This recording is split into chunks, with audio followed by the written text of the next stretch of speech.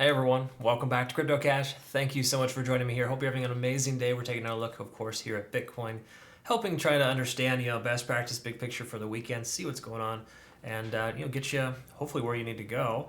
But more importantly, just giving us perspective on the big picture, because Bitcoin, big dog, whatever it does, most other coins will follow suit, with the exception of some outliers like XRP, Terra Classic, and I think a handful of handful of others, as I mentioned. So if you are new to the channel, not a financial advisor, love teaching people to trade, I truly hope you can learn something here today.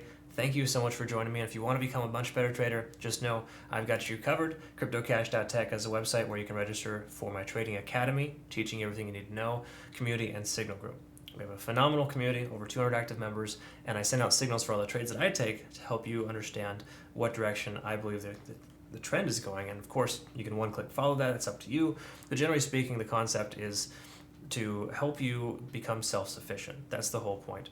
And the best way to become self-sufficient is to have a fantastic exchange too. So if you want to become, again, community member or not, that's relevant. I would recommend using Bitget though. They have the best liquidity. Their level 2 data is phenomenal. You can get in and out of trades fast. So my day traders love it. And I can tell you, upwards of November 30th, that is the expiration for this offer. They are providing you, basically because they're partnering with me, a bonus, essentially, if you were to transfer funds and use their exchange. It's really straightforward. So message me if you have any questions on it, of course, but generally speaking, I highly recommend that. That's the only reason I partnered with them is because they're such a good exchange. They also offer leverage in the United States with no VPN. That's really an impressive feature. Okay, so keep that in mind. All right. So we're looking at the hourly here. We're just going to go ahead and zoom out and look at the full-on big picture because, in truth, to get a good analysis, you really kind of want to look at everything. And daily is one of my favorite time frames. Of course, usually month end or weekend, I'll try to take a quick perspective of the monthly or weekly charts. But for the most part, daily I feel gives us the most effective edge on what's going on, right? So if we take a look at kind of some of the standard stuff, we're above, and we're basically within this 1 to 0.786 Fibonacci circle. Fibonacci retracement levels were right down here between 236 and 382. That's commonly not the greatest place. Again, we could redraw out these Fibonacci retracement levels from here to here, from lower to higher, and get a little bit more specific. But this bigger picture I prefer in the general sense here because it still hasn't broken its trend, right? This is still quite a range that we're working within. That being said, traditionally speaking, 0.236 is a very strong support. So I speculate 19,200, if we come down to that level, we will see a bounce there. I'm anticipating 19,400 is probably the lowest point in the immediate future, just because we have this nice little ascending trend forming. But again, you never truly know on the weekends. It's really literally just a flip of a coin in a lot of cases. So RSI, it's really not helping us out much here. It didn't really work much as a resistance previously because it spiked up, and it didn't work much as a support because it spiked down. So hypothetically, normally we can see 50 as a strong support or resistance level. It hasn't established itself as one yet, so we can anticipate that not really being, pretty much just being a non-factor, okay? So disregard that. The thing we do want to regard is, of course, the dissipation here on the MACD. We are starting to lose this momentum. So unless this can pick up soon, we should expect further downside in that sentiment. It does not imply the price is going to start crashing because of it. That's one indicator. But it does tell us, generally speaking, it's not great. All right, at least the momentum is shifted bearishly for the moment. We also got this strong rejection off the 50-day simple moving average here recently, which is relevant and good to understand that that's a strong resistance level. Once we get up over the 50, it'll work as a potential support moving forward. And if you look at the 50-day simple moving average in its history, it's worked very well in this general sense of continuing Bitcoin in either direction. Okay, so in other words, we need to respect the fact that that's probably a resistance. So the price comes up to just say 20,000, we could see a rejection at that level. Good news is the 20-day simple moving average is working as a potential support at 19,400, which is roughly right where I was expecting the price to bottom out. Again, no guarantees there, but 19.2 to 19.4 seems like a nice little support zone. Okay. We also want to take a quick peek at the volume, kind of just see where the volume is accumulated the most. And we're right inside that range. We're within that range. And as I mentioned before, we've been range bound for some time, right? So we're kind of zoom in and look at this here. Sorry, one second. You can see that the most amount of volume is above and below the current price action. So we're kind of squeezed within 19,000 and upwards of 20,000. So that's kind of the range that we're noticing the most amount of volume being accumulated. right now. It's just kind of adding to that position size in the middle there. So what that's just telling us is that both the bears and the bulls feel like 19 and 20,000 are good values and or points in which they're not willing to let the price go past yet. One of the two are going to get exhausted soon, and the price is going to go in whichever direction it can. We got to keep in mind that even though we have kind of broken this descending trend, we're still not quite there yet. Because honestly, if you were to just say kind of zoom out a little bit, you could literally draw a trend line here, and we will still be below it if you take the most recent trend line. Okay, so I don't want you to be celebrating too much prematurely here in the sense that this long-term bearish trend line is broken. It takes a while for it to recover. Okay, so again, if Bitcoin were to ascend bullishly, for example, we shouldn't expect it to just shoot out and shoot off. Because again, when you see things like that happen, when the price jumps up by 10-15% in a day, it's corrected by almost the same amount within the next couple of days. Greed is a very real thing, and if you understand how greedy these whales are, you can also take some profits too. That's the general concept. All right, so that being said, that's pretty much all we have to really extract on the daily. All right, let's go ahead and look at the 4 hour, start wrapping this up here for you. So we can see lower lows, of course. We had this strong sell-off. Most coins followed suit, minus XRP taking off. We can kind of see here as well that there is somewhat of an ascending trend. So we can kind of see that the price action could very well continue higher. Now, I know you're just telling yourself, hey, this guy's just drawing lines on the chart. They don't mean anything.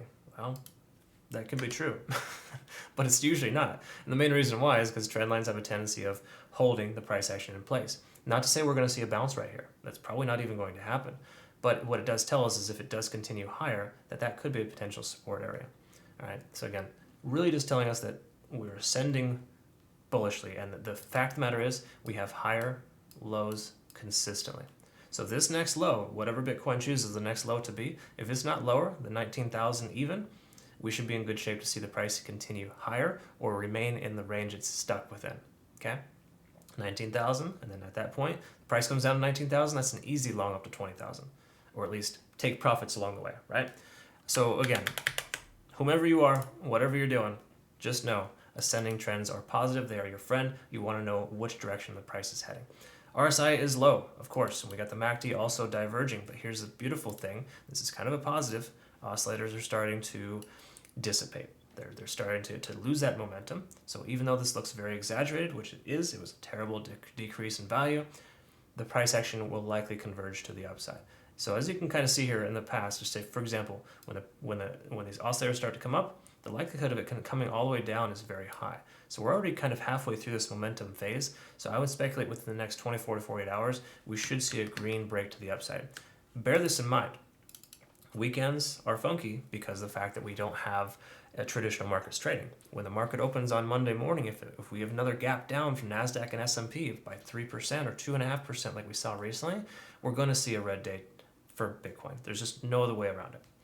So again, you got to bear that in mind. But here's the cool thing. Right now, even though Bitcoin is synonymous in itself with the traditional markets and it sells off when the regular markets sell off, the regular market is descending pretty consistently. Bitcoin's been mostly range bound for a while. That tells me we're likely close to the bottom. And that's a very, very positive sign. So those are things I think we need to kind of focus on, understand that generally speaking, even though it is damaged, so to speak, because just take a quick look at this here. So just say NASDAQ. Do you see a trend here? Descending, right? It's essentially making lower lows, lower highs consistently. Bitcoin, while it does have these knee-jerk reactions to those sell-offs when the market opens, it's going sideways and potentially up, right? That to me is a positive, and I do feel that kind of leads me to believe that the bottom is tentatively in. It could absolutely go to 17.6 or 14,000 tomorrow, but should it? No, the likelihood is less, all right? Wow. Oh, man, normal stuff. You just think that you're... I got to tell you guys, if you have two hands that are functional, enjoy it. It's a very, very cool thing. I miss it like hell because just scratching my nose is painful right now. Anyways, not a pity party, just randomly talking. All right, so here's the thing. With the 1 hour on Bitcoin, what we want to look at is just kind of the summarization here. What's the Ichimoku cloud look like? Doesn't look good. Price actions within the lagging span, or the inverse, of course. We're underneath the both upper and lower leads, and the conversion line is intersecting with the baseline. So here's a cool thing here, is that the conversion line's intersecting with the baseline in an upward fashion. It's not necessarily definitive by any stretch, but it does tell us that that momentum to the downside is dissipating, and this commonly works synonymous with the MACD on the 4-hour. Even though the MACD on the 4-hour is slower and it's moving slower because it's a larger time frame, we can identify that a shift in momentum is on the horizon. Okay, so that's a positive sign to me. I wouldn't expect sunshine and rainbows this weekend, but I can tell you that further downside wouldn't make any sense today or tomorrow until the Eastern market opens and or traditional markets open as well the following morning on Monday. Those are just things and speculations here, but generally speaking, the cloud is not really giving us any indication to want to buy or sell. I prefer to add to my position because we took a long at 20,000, hit our first profit target, came down, and I feel adding to our position would be beneficial to average our price down and to essentially be able to take some profits on the way up. So those are kind of things that I like to look at. The last thing we want to kind of take a peek at would be TD sequential. We came down to an 8 previously. We got a lot of resets here after we hit a 7. So that's telling me that there's not a lot of over-exhaustion, so to speak, with Bitcoin, and it's regulating itself naturally. Again, these consolidation efforts here, when the traditional market tanks and Bitcoin only minorly reduces itself in value, those are really positive signs. Those are things I like to celebrate and look at. So I'm not going to sugarcoat it. It doesn't look fantastic, but it certainly doesn't look terrible. I think further downside is less likely based on what we're seeing here in the recent relative past, and its nature in how it is communicating with traditional markets. Dollar index goes down, Bitcoin goes up for the most part, but traditional markets, they're definitely not completely paired together. Okay, so I think that's awesome to be able to see that decoupling, so to speak, to see Bitcoin finally likely hitting its bottom. It seems pretty probable. So if you're not dollar cost averaging right now, I think you're doing it wrong. Again, it depends on your overall goals and your perspective on things, but you got to start adding to your position and make sure you invest long term, because coins like this, just say Bitcoin for example, the probability of it coming to retest this all-time high in the next few years is very high. So hypothetically, you add a decent amount at 20,000, it hits 60, 70,000, that's 3 to 4x almost guaranteed. That is the kind of investment I like to make, not investing in a lot of these crazy coins that have a propensity of making you rich. I'd much rather go with consistency. That's just me being more conservative. That's how I work. If you are more conservative yourself, I might want to recommend you consider joining our community. We've got some phenomenal traders in our community. I mean, we're taking profits left and right, and I'm just super, super impressed with these guys. Like Laros is just killing it lately, especially with his Terra Classic.